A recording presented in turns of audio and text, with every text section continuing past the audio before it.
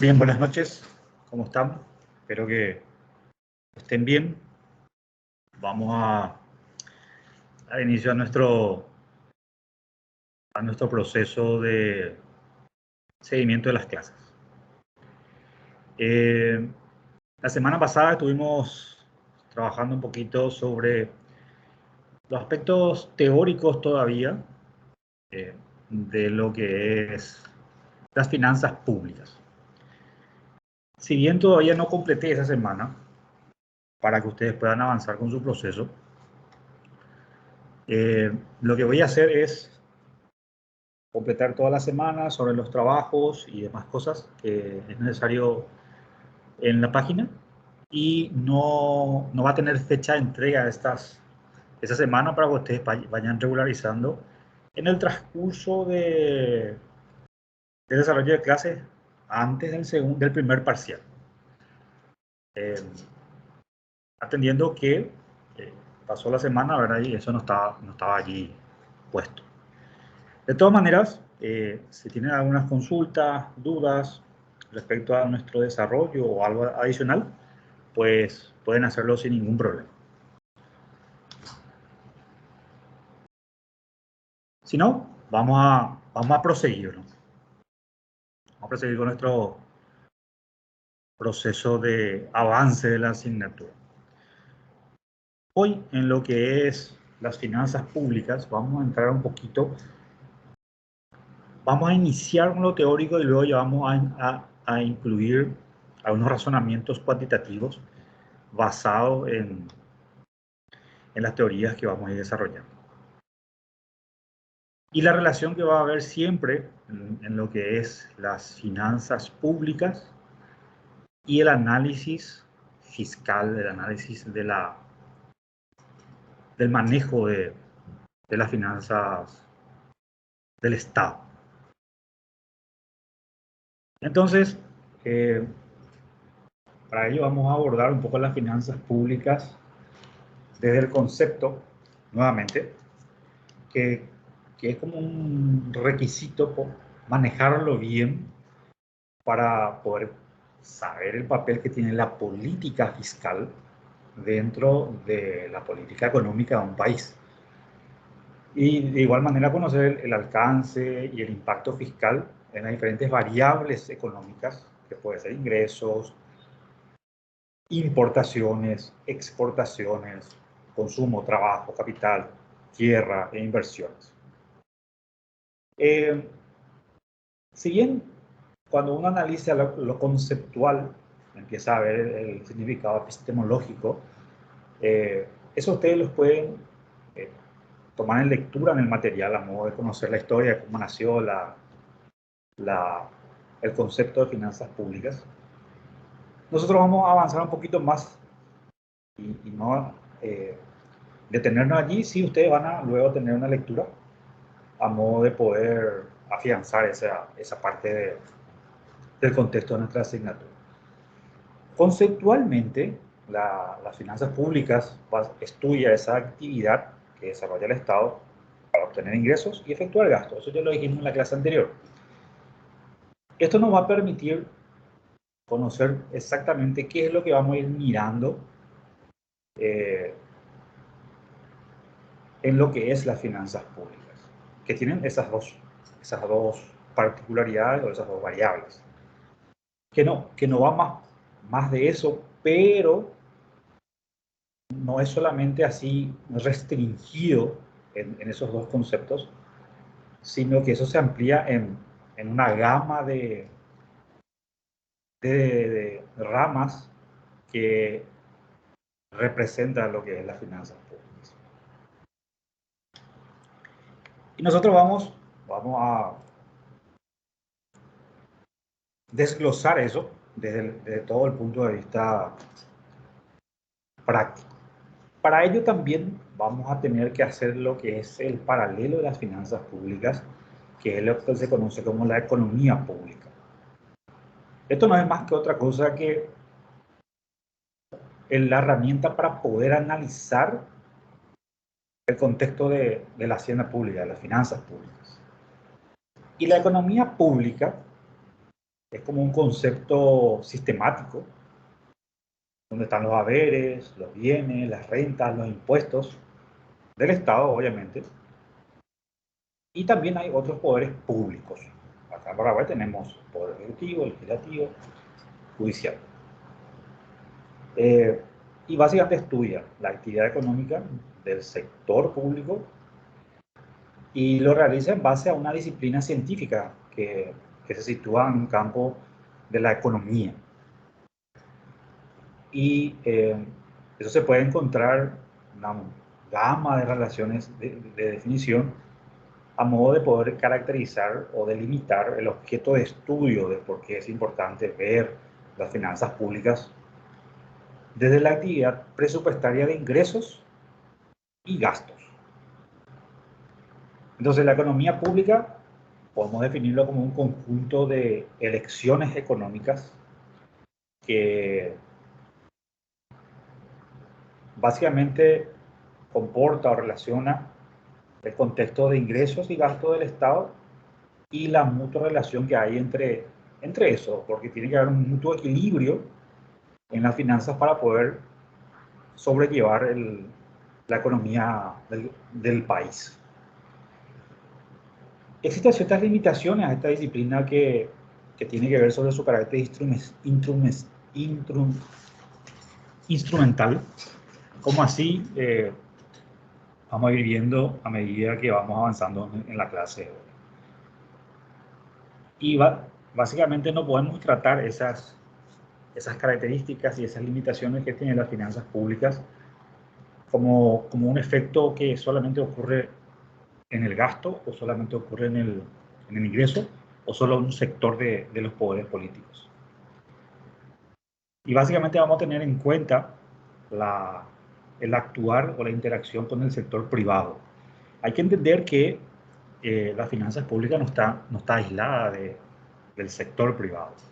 La economía en sí está basada en esos dos conjuntos o actores económicos bajo una teoría moderna económica que está basada en los keynesianos. Es decir, no solamente de mercado, no solamente estatal, sino un conjunto de eso. Y existen autores, mejor dicho, que justifican el estudio de esta actividad según el comportamiento que genere. Por lo tanto, hay teorías, por consiguiente, que representan, por ejemplo, la naturaleza del objetivo del Estado desde el punto de vista de análisis económico convencional, estudia el comportamiento de los agentes económicos, como la empresa, la familia. Ustedes recordarán, si dieron teoría económica, existen los dos agentes económicos, las empresas y las familias, que interactúan en la interrelación de intercambios, a modo de poder eh, cada uno representar una función dentro de esa economía y su objetivo básicamente es maximizar beneficios y bienestar. El sector público también está en esa línea, pero básicamente no persigue un fin predeterminado, sino su objetivo en particular es generar ciertas condiciones para que estos dos individuos puedan interactuar en la economía y está más ceñido o vinculado a las preferencias sociales.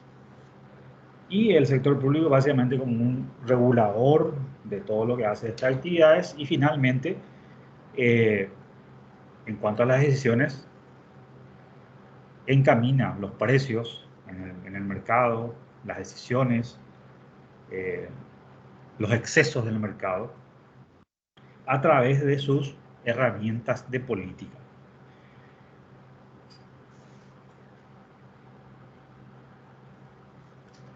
Esa herramienta está basada eh, en un contexto de qué va a ser la economía en ciertos casos.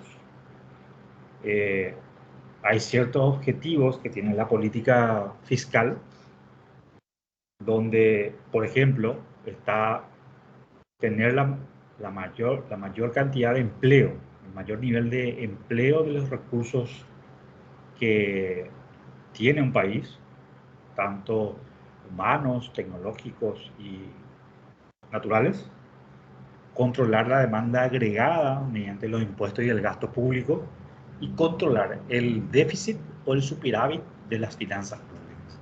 Es decir, esos son los objetivos prioritarios que tiene las finanzas públicas.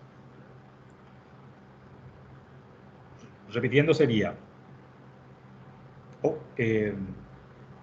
maximizar el uso o tener el uso pleno de los recursos disponibles en la economía, controlar la demanda agregada mediante ¿qué? Impuestos y gastos, y a la vez administrar el déficit o el superávit.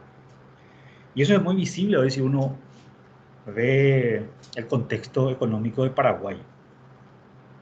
Hoy día se habla de alto shock externo, donde está el tipo de cambio, los precios de los commodities, los precios de los insumos. Y entre ellos está algo que está siendo muy vigente hoy día, que es el precio del combustible. Y los agentes económicos exigen al gobierno que intervenga. La decisión que tome cualquier gobierno va a ser sumamente trascendental y debe ser la más acertada posible, atendiendo que el efecto que pueda generar su decisión no sea algo dañino en el mediano plazo por un factor cuyo comportamiento es temporal. Y que esa decisión que tome no sea algo que impacte en su resultado fiscal en forma negativa. Entonces, dentro de lo que es la política fiscal, tenemos varios tipos de política o varias formas de intervenir esa condición o esas decisiones de administración de la economía. Está la política fiscal expansiva, la política fiscal restrictiva y la política fiscal contractiva. Cada uno de estas definiciones, estos conceptos, se refiere a la posición que debe tomar la política fiscal desde el punto de vista de las finanzas públicas para hacer frente a una condición coyuntural, que puede ser alto grado de expansión económica o alto nivel de restricción económica, o déficit desde el punto de vista de generación de posiciones económicas coyunturales. Entonces, la política fiscal expansiva tiene como objeto básicamente estimular la demanda agregada. ¿Qué es la demanda agregada? Por si no recuerden, es todo lo que produce, todo lo que demanda el país en bienes y servicios respecto a su producción o consumo externo. Es decir, ahí está la necesidad que va a tener el país para poder consumir. Entonces, una política fiscal expansiva vendría dado por un estímulo de la demanda agregada. Es decir, yo le incentivo a las personas a que consuman, a los agentes económicos. Especialmente cuando la economía está atravesando un periodo de recesión y necesita un impulso para expandirse como un resultado de shock externos o internos o condiciones de variables macroeconómicas adversas. Y eso va a hacer obviamente que las finanzas públicas tengan un déficit, incluso puede provocar una inflación. Si ustedes ven los informes de finanzas públicas de Paraguay, estamos en eso. Venimos del 2019 con un déficit importante debido a cambios climáticos, la pandemia, 2021 nuevamente un shock climático, Y eso impacta bastante en el resultado de las finanzas.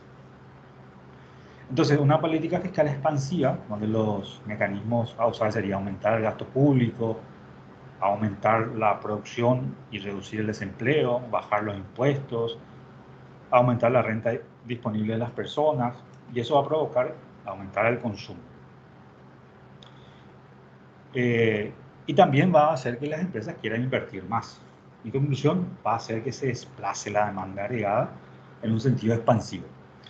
Si recordamos, por ejemplo, en época crítica del 2020, la, la, los impuestos, la SEC, había dicho, bueno, señores, van a tener plazo para poder cancelar sus rentas, por ejemplo. Eso es una política en la cual es una política expansiva y le da un respiro a las economías desde el punto de vista de presión fiscal.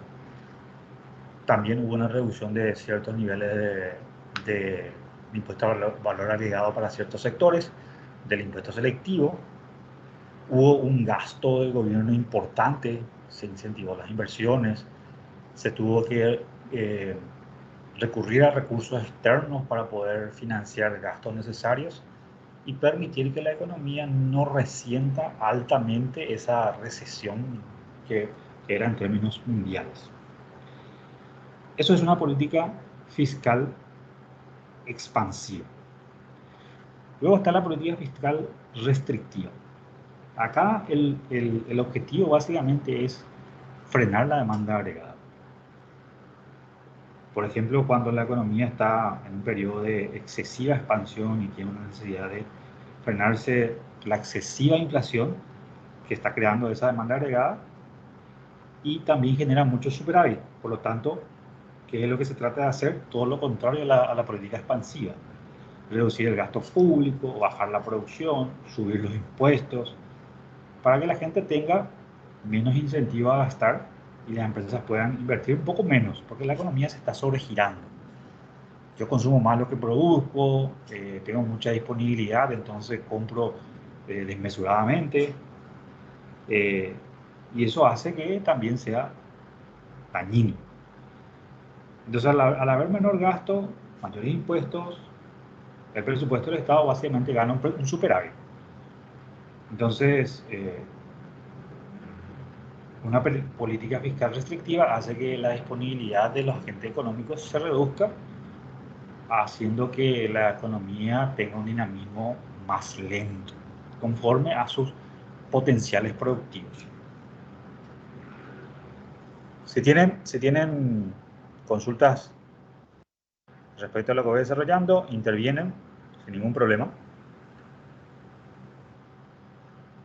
Todo bien, profe. Ok. Y luego vamos a la política fiscal contractiva. Aquí también el objetivo es reducir la demanda agregada, pero el fin es generar un exceso de oferta de bienes. Y eso va a hacer finalmente reducir el nivel de ingreso de las personas. ¿Qué es lo que se quiere hacer? Por ejemplo, reducir el consumo, pero permitir generar excedentes de exportación,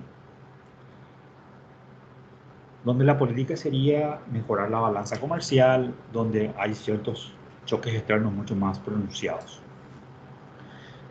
Esos son los tres contextos en los cuales la política fiscal empieza a actuar, movilizando ingresos y gastos a modo de influir en las decisiones financieras de la empresa. Y aquí hay un mecanismo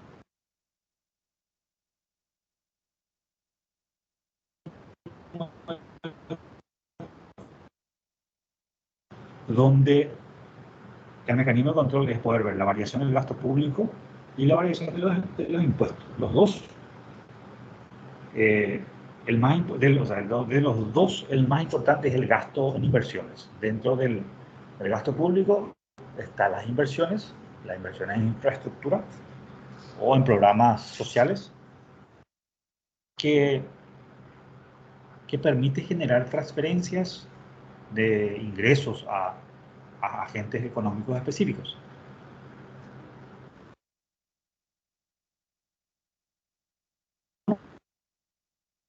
de los gastos públicos que hace el Estado paraguayo son las transferencias sociales a la niñez, de Coponá. Son transferencias que permiten generar un nivel de consumo más estable para ese sector. También están los gastos en educación, los kits escolar, por ejemplo. El Estado incentiva a los sectores proveedores a ese sector, a ese rubro, para que pueda generar movilidad. Pero también está generando su rol como el Estado, de Estado que en la clase anterior estuvimos viendo.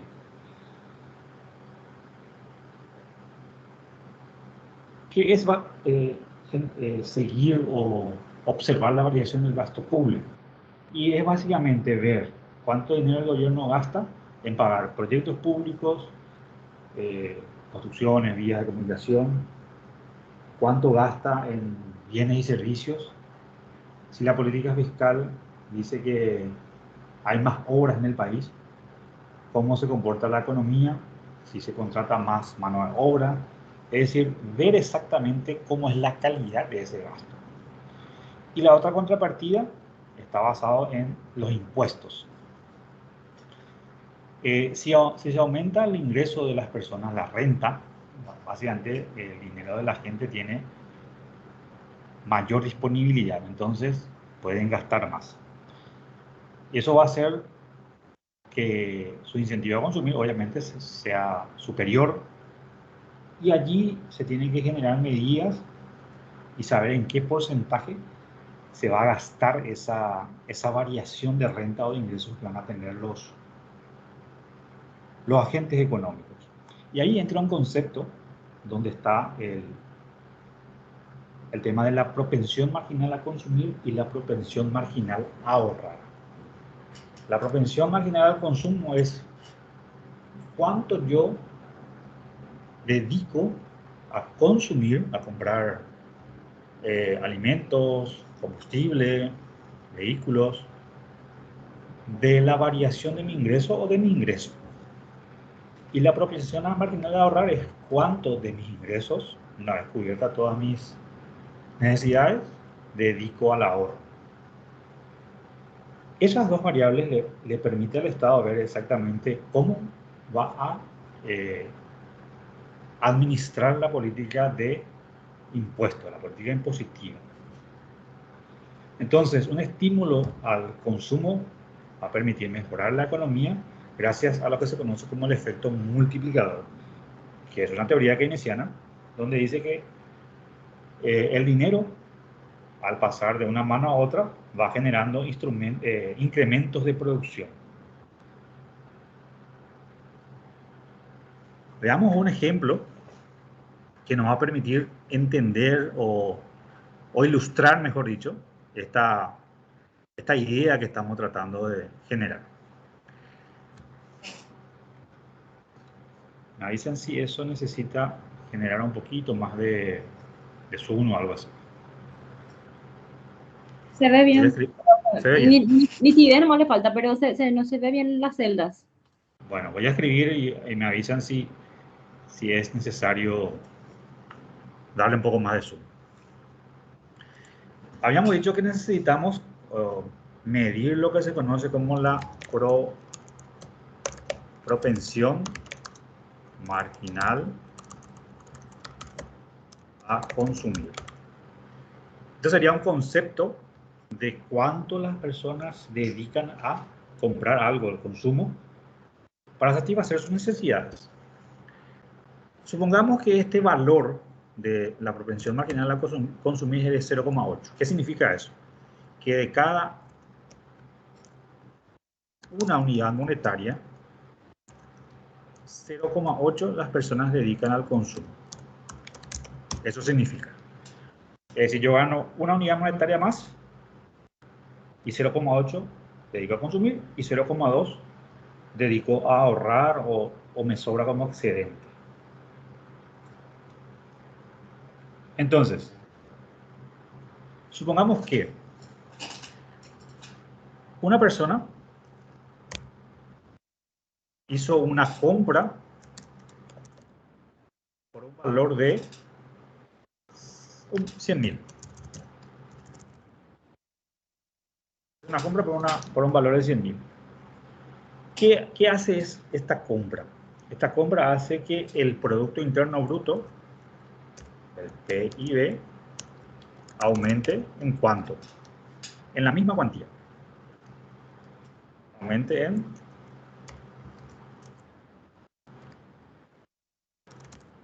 también 100. Es decir, si mi Producto Interno Bruto era 1000, ahora voy a tener 1100. El vendedor de ese producto, el vendedor del producto o el servicio,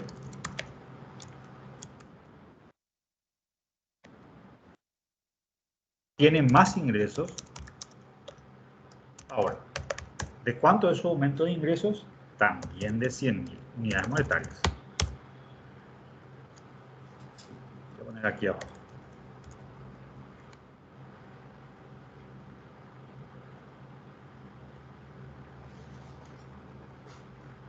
Como el vendedor ahora tiene más ingresos, ¿cuánto va a dedicar a gastar de esos sus ingresos? Sabemos ya que la propensión marginal a consumir es de 0,8. Por lo tanto, el gasto que va a hacer este vendedor de sus ingresos adicionales va a ser los 100 por su propensión marginal a consumir, que es de 0,8. Entonces, el ingreso el cual dedicó a este consumo es de 80. Por cada movimiento de consumo, el Producto Interno Bruto aumenta en la misma cuantía. Por lo tanto, después de que este vendedor haya adquirido sus bienes de consumo, el PIB también aumentó en esta misma cuantía. Entonces, ahora sí, en la sumatoria total, el PIB está aumentando en 180. El siguiente nivel, de donde el actor 2 compró a un tercero, recibe la misma cantidad. Entonces el vendedor, el proveedor, le vamos a llamar, recibió ¿cuánto? Los 80.000 que este vendedor le dio. ¿Cuánto nuevamente va a gastar? Conforme a la propensión marginal a consumir. ¿Cuánto gasta? Los 80.000 por la propensión marginal a consumir. Gasta 64.000 y el resto ahorra. ¿Qué significa? Que el Producto Interno Bruto nuevamente creció en una cantidad similar. En 64.000.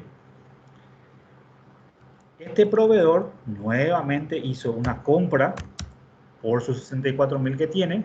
Vamos a ponerle proveedor 2.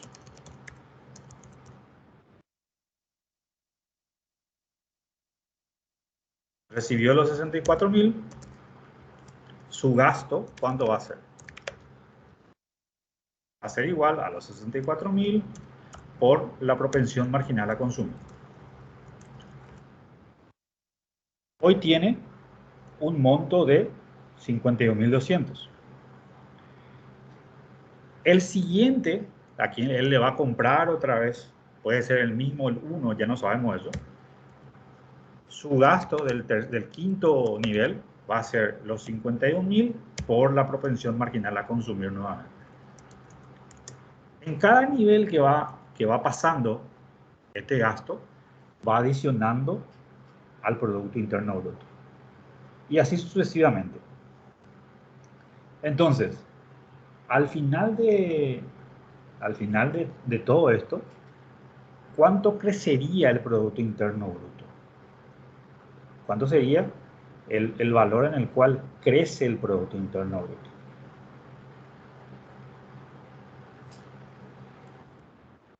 Voy a sumar todas las compras que van haciendo esto.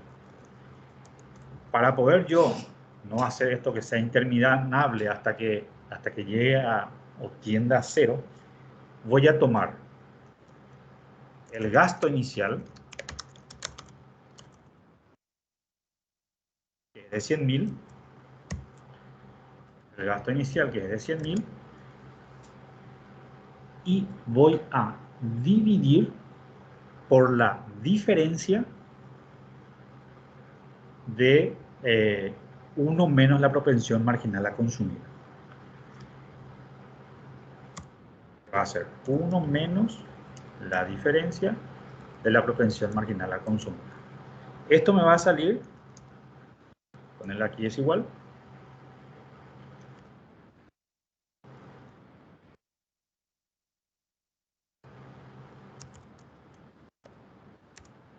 va a ser igual a los 100.000 dividido,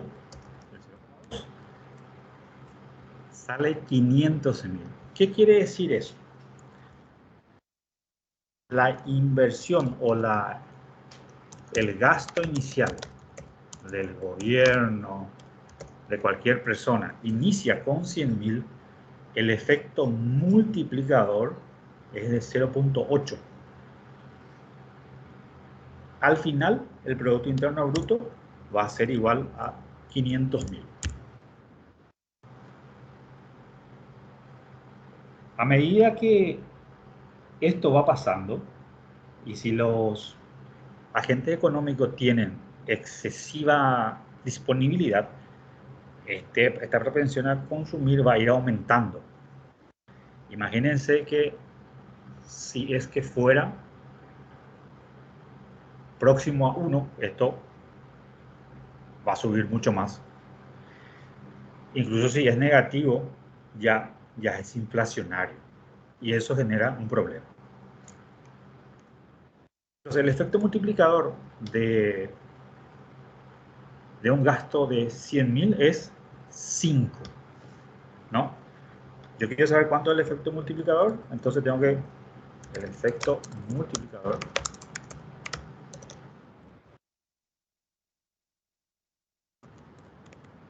va a ser igual al gasto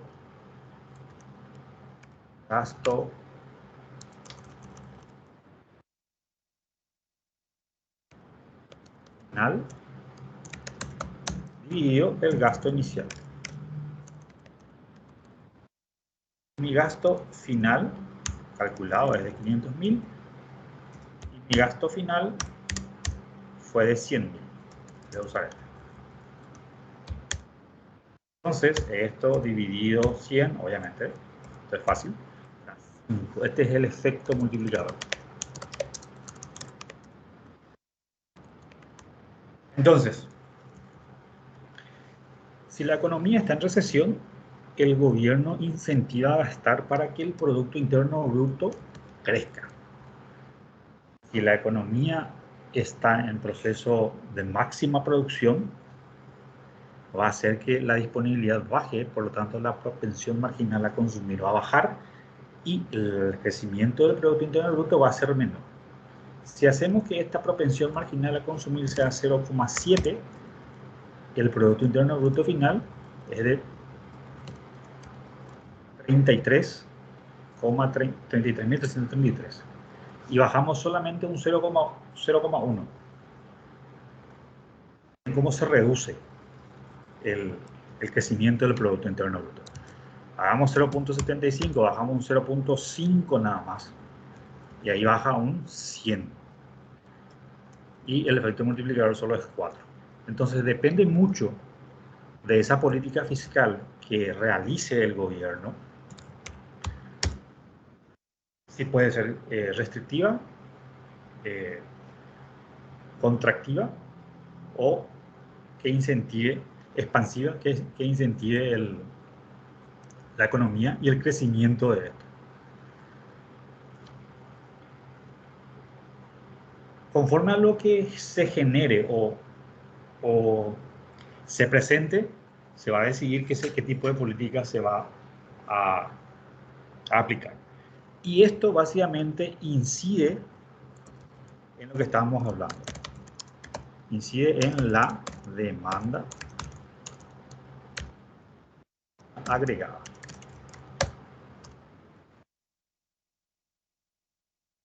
Como ustedes pueden ver, cuando yo le doy más disponibilidad a los agentes económicos, la demanda agregada sube. Si yo necesito que suba la demanda agregada, voy a bajar los impuestos, voy a generar transferencias, voy a hacer inversiones, a modo de que eso se incremente. O viceversa. Entonces, ¿qué es la demanda agregada? La demanda agregada básicamente representa la cantidad de bienes y servicios que los habitantes de las empresas públicas y el resto de los agentes económicos desean y pueden consumir en un país para un nivel determinado de precio. Siempre eso es importante generar. En base a un precio. No es solamente como uno quiera nada más, sino está basado en un precio, más que nada. No, y en un periodo determinado. Ok. Otra forma de ver o de analizar esta demanda agregada es ver sus componentes. ¿Cuáles son los componentes de la demanda agregada? Vamos a hacerlo aquí.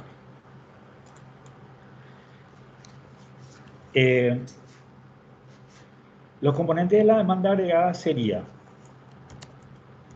el consumo, la inversión, el gasto del gobierno,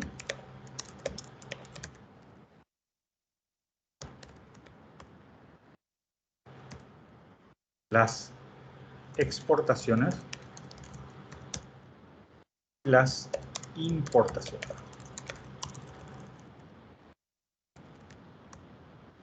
Que, que no es otra cosa que el Producto Interno Bruto. ¿Ok? ¿Cuál es la función de la demanda agregada? Va a estar dado por la renta del país, la renta del país, que va a ser igual al consumo, más el ingreso, más el gasto, más las exportaciones, menos las importaciones. Menos las importaciones. Que va a ser igual también a la demanda agregada. Voy a poner aquí también la referencia a modo de que se pueda afianzar el concepto. Demanda agregada. Ahí está. Esto, entonces cuando empiezo a relacionar digo, ¿qué pasa si el Producto Interno Bruto baja? Significa que hay menor consumo. Si hay menor consumo, hay menor ingresos. Voy a poner también el concepto de la Y o la Y. Sería renta agregada. Y ambos están relacionados. Es decir, no puedo yo solamente decir, se redujo el Producto Interno Bruto, no importa, yo estoy bien. Tarde o temprano, eso va a generar una incidencia en forma particular. O sea, que lo macroeconómico siempre tiene su incidencia en lo micro y en lo negativo mucho más rápido. Entonces, esto sería la demanda agregada global. Y está lo que se conoce como la demanda interna. Es decir, solamente lo que consume las personas que viven en el país. La demanda interna estaría dado por el consumo más la inversión más el gasto del gobierno.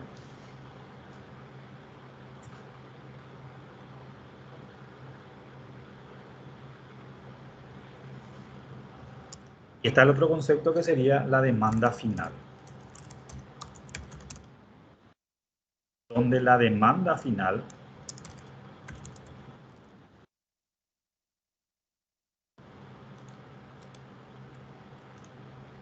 puse dos veces, va a ser igual a consumo más inversión más gasto del gobierno más exportaciones. ¿Por qué las exportaciones? Porque el excedente yo voy a remitir a otros mercados. Entonces, cualquier cambio que se pueda dar va a hacer variar esta demanda agregada. ¿Qué hace variar una demanda agregada? Una política fiscal donde el gobierno transmite a la economía, mediante el gasto, una expansión, una modificación de los impuestos, más transferencia. Eso va a hacer que la demanda agregada aumente. Eso es por el lado de la política fiscal. Por el lado de la política monetaria, se empieza a influir sobre la oferta monetaria, de las tasas de interés son más altas, la cantidad de dinero se reduce, hay mayor demanda agregada, pero se le va quitando disponibilidad o viceversa. Eso sería conforme a la política monetaria. Es decir, la política fiscal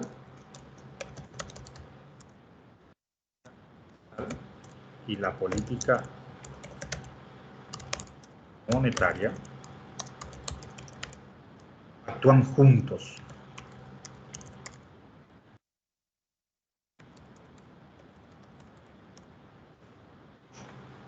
Ustedes habrán visto en las noticias que el Banco Central aumentó la tasa de encaje interbancaria o de la tasa de política monetaria. ¿Por qué? La política monetaria está vinculada a lo que es intereses, que es el costo del dinero. A medida que el Banco Central incrementa las tasas de política monetaria, el costo del dinero es mucho mayor. Y eso hace que haya un acceso al dinero más oneroso. Sin embargo, por ejemplo, la política fiscal está incentivando el gasto. Hace inversiones, transferencias, mantiene sus políticas de transparencias normales, las inversiones también. Entonces hay un contrapeso. Anteriormente los dos estaban bien expansivos, es decir, política monetaria baja, donde las tasas de política monetaria eran bajas y también había un alto grado de gasto del gobierno, porque la economía necesitaba influir en esto que dimos como ejemplo, en la demanda agregada, en cómo acá no,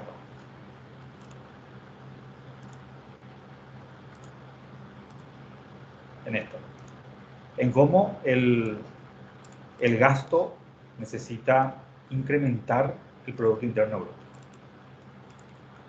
Ok,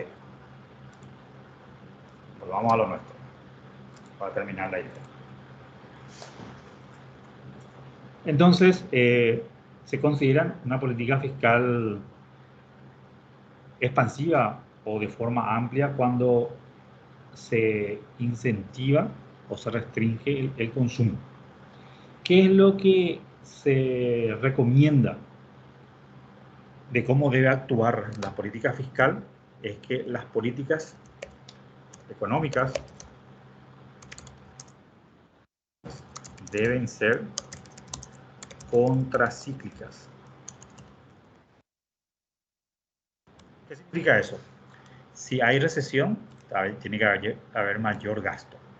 Si hay superávit, tiene que haber menor gasto, mayor presión impositiva. A modo de que las condiciones de movimientos o decisiones de los actores económicos estén basados en las expectativas que le genere estas políticas. Si el gobierno es estable en la generación de sus rangos macroeconómicos, yo voy a confiar mucho más en tomar decisiones, tanto como inversión o como agente inversionista, como agente económico extranjero. Esta demanda agregada que estamos viendo tiene una característica peculiar.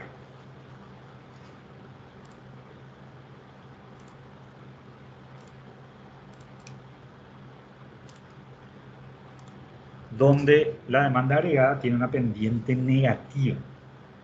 Es por ello que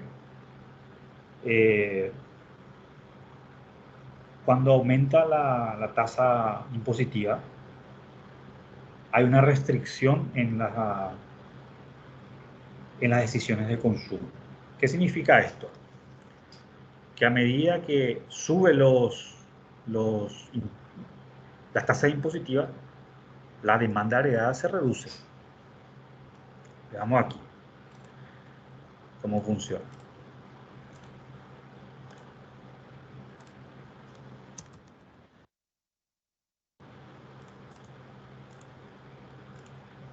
Esta sería nuestra demanda agregada, ya vimos cómo es su forma. Esto sería la producción y esto serían los ingresos o las tasas impositivas. Si yo quiero incrementar la producción, que sería igual al Producto Interno Bruto, ¿qué es lo que tengo que hacer? Tengo que reducir las tasas impositivas, debido a que a un nivel alto de tasa impositiva, mi producción se va a reducir.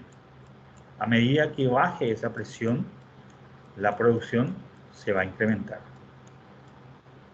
Y la propensión en que se da está dado por esta zona.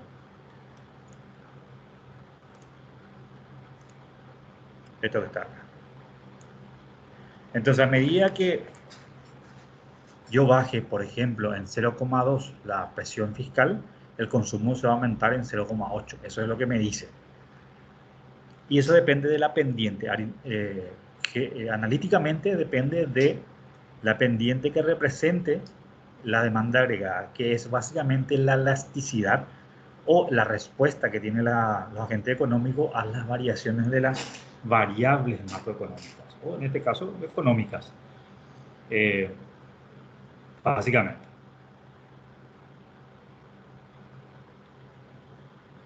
Sobre eso se empieza a generar todo este contexto de decisiones que debe hacer la política fiscal dentro de las finanzas públicas. ¿Cuál es la caracterización o la postura que tiene que tener la política fiscal? Por ejemplo, frente a los ciclos económicos, a la volatilidad macroeconómica y a la sostenibilidad que debe hacer. Hoy, por ejemplo, estamos en un ejemplo, para la redundancia, muy visible sobre lo que es. Por ejemplo, tenemos los ciclos económicos donde hay recesiones, tenemos alta volatilidad porque suben los precios, el tipo presión inflacionaria, y tenemos que tomar deudas para poder hacer frente a esos shocks externos. Entonces, ¿cómo es la postura frente a los ciclos económicos de la política fiscal? Básicamente lo que se tiene que hacer es empezar a hacer un análisis de los balances fiscales, ajustarlo y ver cómo están los balances estructurales, es decir, qué tanto puede aguantar las finanzas públicas para hacer frente a los shocks y tomar decisiones, tomar préstamos o vender activos. Eso ya depende de cómo esté la economía en sí. Si hay recesión, mayor gasto. Si hay expansión, menor gasto. Por eso que se dice que la política debe ser contracíclica. Las volatilidades está basada en la regla fiscal donde la decisión es básicamente discrecionalmente exógena. Significa que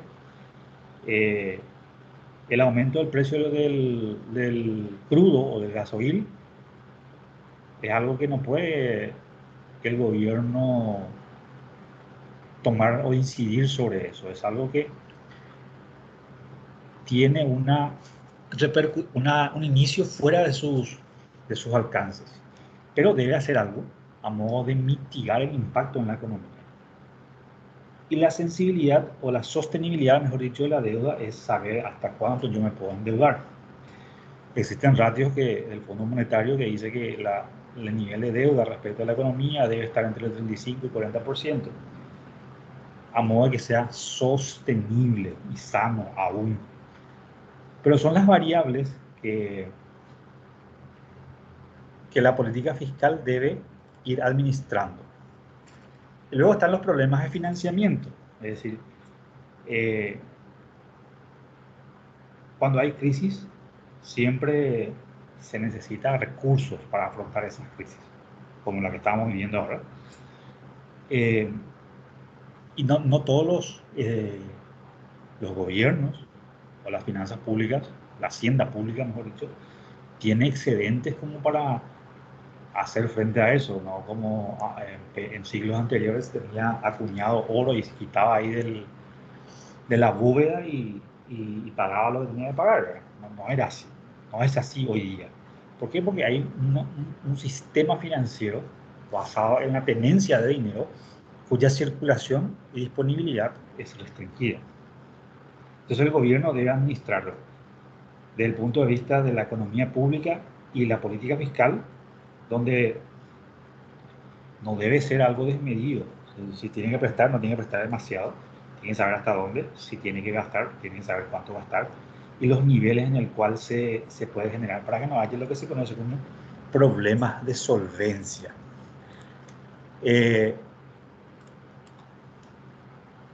¿Cuál es el problema de solvencia? Cuando el Estado ya no tiene con qué pagar. Ya agotó todos sus recursos. Por ejemplo, Argentina pasó por eso. No pudo generar recursos suficientes en su economía debido a tomar de decisiones un poco desmesuradas y tuvo que recurrir a lo que se conoce como el señoriaje, o sea, imprimir dinero, altamente inflacionario. ¿Por qué? Porque igual se tienen que pagar las deudas. Alemania, por ejemplo, después de la Segunda Guerra Mundial hizo eso para pagar sus deudas. Imprimió dinero como loco, pero bueno, salió de esos parámetros. También se tiene que generar ciertos lineamientos de la política fiscal, como por ejemplo el propósito de la política tributaria, que sería fomentar el crecimiento, la redistribución de la renta, la equidad de los ingresos. Por lo menos eso es, en términos teóricos, lo que se tiene que dar. El cumplimiento de los fines del Estado, que es salud, educación, seguridad, como mínimo, en base a la posición fiscal que el gobierno pueda ir adoptando. Eso depende mucho también de lo que sería la tendencia geopolítica o la posición geopolítica que tenga el país. Hay países que tienen altos niveles de recursos naturales que le permitiría poder generar excedentes de producción para exportar. Pero hoy día no es algo definitivo porque hay países que no tienen, por ejemplo, como Japón, no tiene muchos recursos naturales, pero genera otro tipo de valor agregado. Paraguay tiene el problema de la mediterraneidad que le incide, todavía no lo podemos superar, pero no es algo que tal vez tengamos que tomar como algo negativo. Va a estar dentro de lo que es las políticas de comercio exterior. Y ahí está, por ejemplo, todo lo que es el corredor bioceánico, la hidrovía, bueno, ciertas políticas de comercio internacional por los cuales se gestiona todo el comercio, en el cual también impacta en las finanzas públicas. ¿Por qué? Porque las importaciones se cobran impuestos y eso son ingresos genuinos. Las exportaciones genera consumo, por lo tanto también impacta en el Producto Interno Bruto, como vimos en el ejemplo.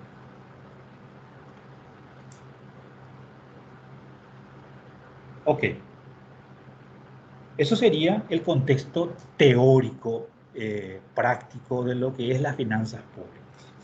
Yendo a un contexto más local, y para no salir de lo que es Paraguay, existen las normas legales de las finanzas públicas que rigen aquí, en el cual se tiene que ceñir toda decisión que realicen las autoridades. Una de las normas base de las finanzas públicas sería la ley de presupuesto,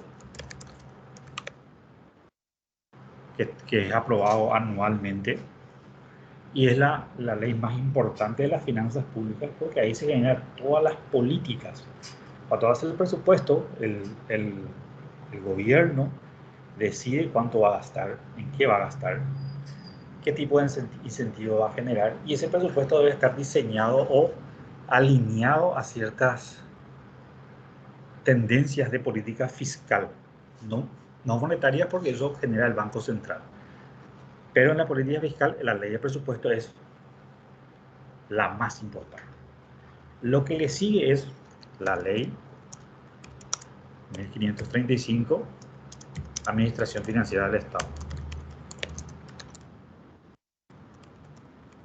En esta ley, básicamente, se dice todo lo que, cómo se puede gastar, dónde se puede gastar, qué se tiene que hacer,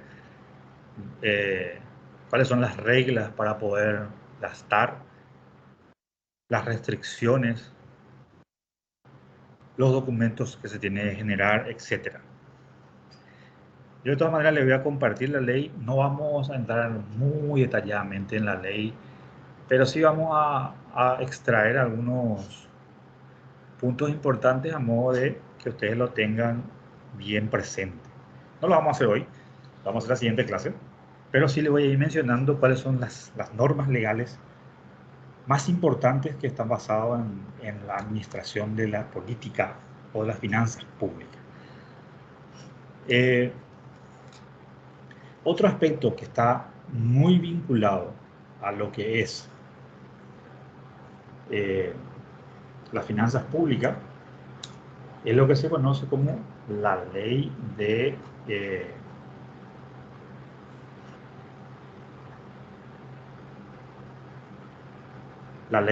responsabilidad fiscal.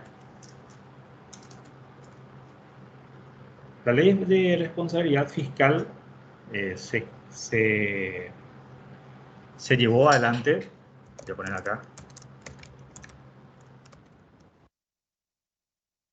a modo de poder administrar las finanzas públicas propiamente dichas. Voy a poner el número también, para que ustedes puedan tener. Ley número 5098 de responsabilidad fiscal. Donde allí, por ejemplo, se generan los principios de sostenibilidad de las finanzas públicas. Por ejemplo, una de las reglas que menciona esta ley es que el déficit fiscal no debe superar 1.5% del Producto Interno Bruto en forma anual.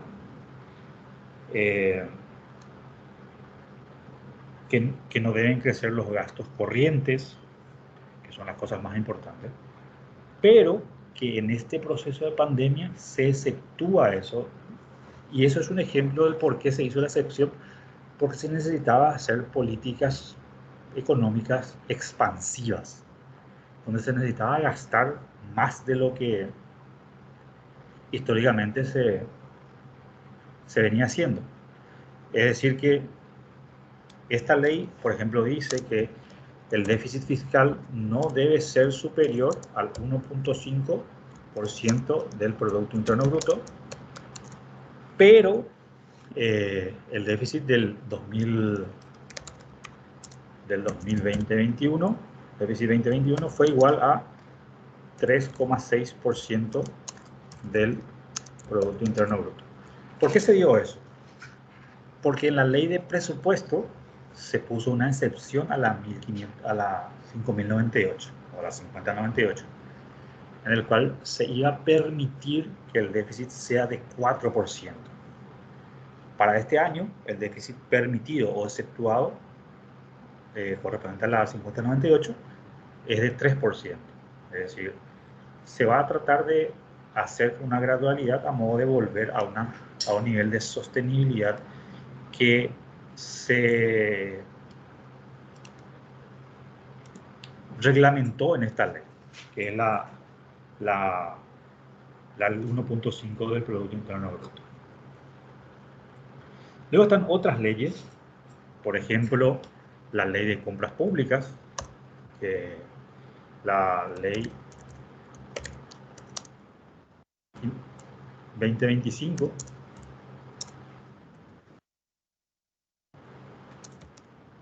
compras públicas, donde se dice cómo se tiene que hacer todo lo que es las compras del Estado. Luego está la ley de la función pública y otras normas que van complementando estas normas más relevantes de lo que es las finanzas públicas. ¿Cuáles son? De todo lo que ya les mencioné, lo que sí o sí hay que tener importante en las finanzas públicas es la ley de presupuesto y la ley de administración financiera del Estado y la ley de responsabilidad fiscal. Son las tres leyes, las leyes marco, por decirlo así, que reglamenta todo lo que es las finanzas públicas. Ok. Luego están las leyes de, por ejemplo, que generan los programas sociales de adultos mayores, la ley de lo que fijan beneficios para ciertos sectores, como los jubilados, la ley que genera toda la gestión de prestación alimenticia de adultos mayores, son ya políticas de incentivo al consumo. Y también después están reglamentos y disposiciones que van cambiando conforme a las necesidades del contexto de la coyuntura económica. Una de las disposiciones es las normas de finanzas públicas, que son manuales, que vamos a verlo así también nosotros, en el cual se genera una estadística fiscal, o estadística de finanzas públicas. No es que se lleva así como así, hay una, así como las normas de contabilidad generalmente, las normas de contabilidad generalmente aceptadas, están el manual de estadísticas fiscales, donde se está estandarizado, a modo que sea comparativo, yo pueda comparar las finanzas públicas de Paraguay con Argentina, con Chile, con Bolivia o cualquier parte del mundo y tenga una que sea realmente comparable, a ver si cómo está respecto a sus pares del resto del mundo. Ok. ¿Consultas? ¿Dudas? ¿Sugerencias?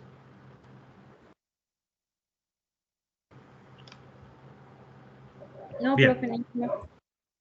Si no tienen dudas, entonces lo podemos dejar allí por hoy. Yo Profe, te escucho. profe, bueno, no con respecto a la clase, pero sí me gustaría hacer unas consultas con respecto a los materiales, etcétera. Te escucho. Sí, usted estaría levantando los videos y estos materiales que nos muestra también en las clases. Sí, la semana anterior yo levanté el video. Me falta levantar los Sí. materiales y obviamente el ejercicio. Para esta clase también voy a regularizarlo en el transcurso de mañana, las dos clases, a modo que ustedes ya tengan listo eso, y para la tercera clase ya vamos a tener bien regularizado eso. ¿Qué va a pasar con las tareas que tienen que hacer de las clases 1 y 2? Voy a generarlo, pero no va a tener fecha de vencimiento, ¿se entiende? Entonces Sí. ustedes van a poder hacerlo en el transcurso de lo que vamos avanzando de las clases antes o hasta el primer parcial. Porque eso es parte de la evaluación, ¿sí? A modo que no estén agotados por el tiempo. ¿Por qué? Porque tengo yo una falta allí con ustedes, ¿no? Entonces, estas dos clases serían así. La tercera clase sí ya va a tener ya va a estar regularizado con los materiales, los ejercicios. Los videos sí voy a poder levantar porque esto termina la grabación y ya lo levanto. Es casi automático, no hay problema de eso. Entonces, en la clase anterior ya está el video, por ejemplo, ¿verdad? Profe, eso es lo que te quería contar, que el de la clase anterior no está todavía el video. Si le querés echar un vistazo, por favor. Ok, vamos a mirar un poquito. Aquí voy a mirar. O a menos que hoy lo hayas hecho y a nosotros nos saldría recién mañana o más tarde, no sé. No sé cómo funciona. A ver.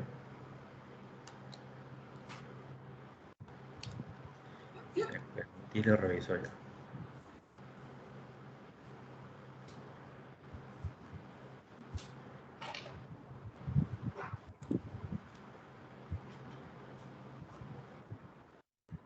Ah, ok. No, profe, yo también estoy mirando ahora y el que Sí, sí, no, no como está. usted también es profesor de finanzas internacionales, es lo que yo sí estuve mirando. Sí, tienes razón. Ok. Con más razón, entonces voy a actualizar lo que me está faltando. ¿Sí? Sí, profe, y Ok. tengo en la lista también la tarea y el punto 1 dice indique el grado de consistencia. Nosotros tenemos que explicar acá en esto, en el inciso A y B, explicar con respecto a las perspectivas orgánicas o mecanicistas del Estado. Exacto. Conforme a lo que es el desarrollo de clases, que es básicamente conceptual. Si quieran ejemplo, no lo pide ahí porque no es necesario, pero en base a eso. Bueno, muchas gracias, profe, ya aclaradas Ok, las dudas. bien, perfecto. Si no hay otras dudas, entonces cerramos nuestra clase de hoy, ¿les parece? Dale, profe, muchas gracias. Bueno, Bien, muchas gracias a muchas ustedes. gracias, profe. Chao. Dale, hasta luego.